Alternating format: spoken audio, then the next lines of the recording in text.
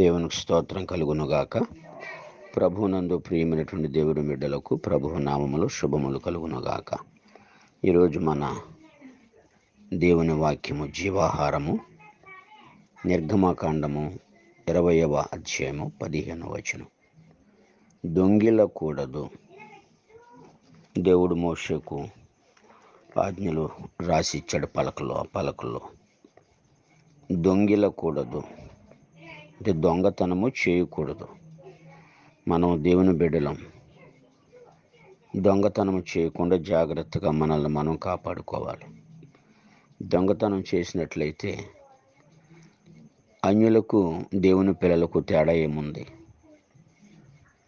లేకపోతే లేనట్టుగా ఉండి దేవుని స్తుతించాలి, ఉన్నప్పుడు దేవుని స్తుతించాలి.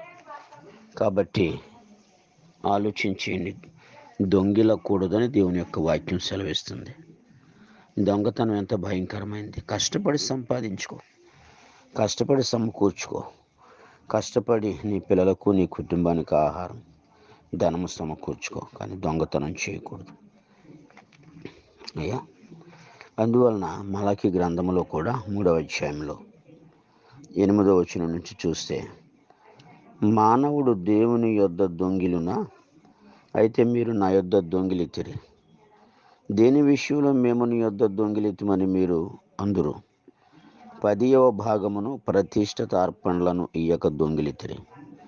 ఈ జనులందరూ నా యొద్ద దొంగిలిచునై ఉన్నారు, మీరు శాపగ్రస్తులై ఉన్నారు. చూశారండి, మనిషి దగ్గర దొంగతనం చేస్తే ఆ దొంగతనం చేసినప్పుడు పట్టుబడితే మరలా 4 గంటలు చెల్లించాలి.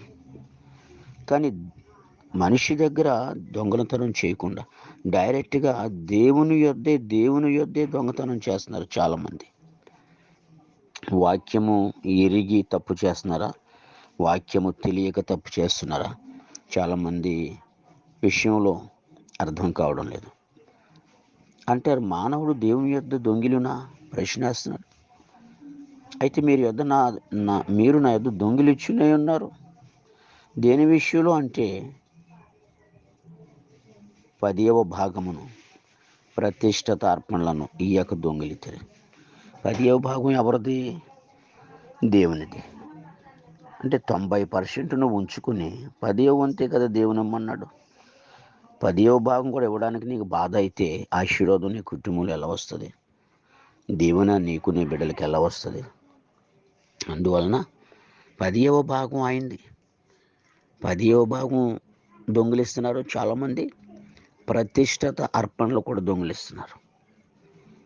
ఏదైతే ప్రతిష్ఠించుకున్నావో ఆ కార్యం జరిగినప్పుడు దానికి అర్పణ చెల్లించాలి. స్వస్థత పొందావా? కానుక చెల్లించాలి. అంటే కుష్ఠరోగి స్వస్థత పొందితే మోషే నియమించిన కానుక చెల్లించు అంటాడు ప్రభువారు. అందువలన చాలామంది దొంగతనం చేస్తూనే దేవుని జేబు కత్తిరించడం ఏమిటండి? ఆలోచించేయరా? పైగా శాపగ్రస్తులై ఉంటారంట. శాపం ఇంట్లో ఉంటుంది. చాలా డబ్బు తెచ్చుకుంటావు, చాలా కష్టపడతావు, దేవునికి ఇవ్వాల్సింది ఇవ్వకుండా నీ ఖర్చులకు, నీ సొంతానికి, నీ కుటుంబానికి వాడుకుంటావు. శాపం ఇంట్లో ఉంటుంది. ఆ శాపము మరి బయటికి పోతుంది. ఆ శాపం వలన అనారోగ్యం, హాస్పిటల్ ఖర్చు, పిల్లలు దరిద్రం, కుటుంబంలో దరిద్రం, అనారోగ్యం, ఎదు చూసినా లేమి కనపడుతుంటుంది.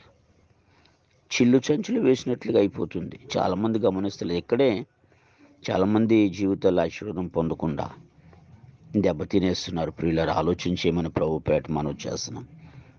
దేవుడు మనం పిలిచింది ఆశీర్వాదం పొందడానికి కానీ శాపం పొందడానికి కాదు. కానీ ఇక్కడ చాలా చక్కగా సెలవిచ్చాడు. శాపం మన ఇంట్లో ఉంటుంది. శాపం పొందడానికి దేవుడు పిలవలేదు. అందువలన మనుషుల దగ్గర కూడా దొంగతనం చేయొద్దు, దేవుని దగ్గర కూడా దొంగతనం చేయొద్దు అంటాడు కదా 9వ వచనంలో, మీరు శాపగ్రస్తులై ఉన్నారు. ఈ జనులందరూ నా యొద్ద దొంగిలిచునే ఉన్నారు, మీరు శాపగ్రస్తులై ఉన్నారు. శాపం వెళ్తుంది, ఆశీర్వాదం వెళ్ళాలి. కాబట్టి దొంగిలకూడదని చక్కని ఆజ్ఞ దేవుడు ఇచ్చాడు. దొంగతనం చేస్తే దాని శిక్షను భరించాలి. శిలువ మీద 2 దొంగలు ఉన్నారు. ప్రభుతో పాటు. ఒక దొంగ ఒప్పుకున్నాడు కానీ రెండో దొంగ ఒప్పుకోలేదు. కనీసం ఈ సమయంలోన రెండో దొంగ ఒప్పుకున్నట్లుగా నా సహోదరి నువ్వు ఒప్పుకుంటే క్షమించబడతావు, నరకం నుంచి తప్పించబడతావు, శాపగ్రస్తులు కాకుండా దీవెనలు ఆశీర్వాదాలు వస్తాయి. కాబట్టి చాలా శాపం ఏలకూడదు, నిన్ను ఆశీర్వాదమే ఏలాలి, దేవుడే ఏలాలి, వాక్యమే ఏలాలి. కాబట్టి దొంగిలకూడదు అనే వాక్యాన్ని ఇంకా కొంచెం లోతుగా ధ్యానం చేయండి, మీ కుటుంబాలు దీవించబడతాయి. అట్టి కృప దేవుడు మీకు అందరికీ దయచేయునుగాక. ఆమేన్.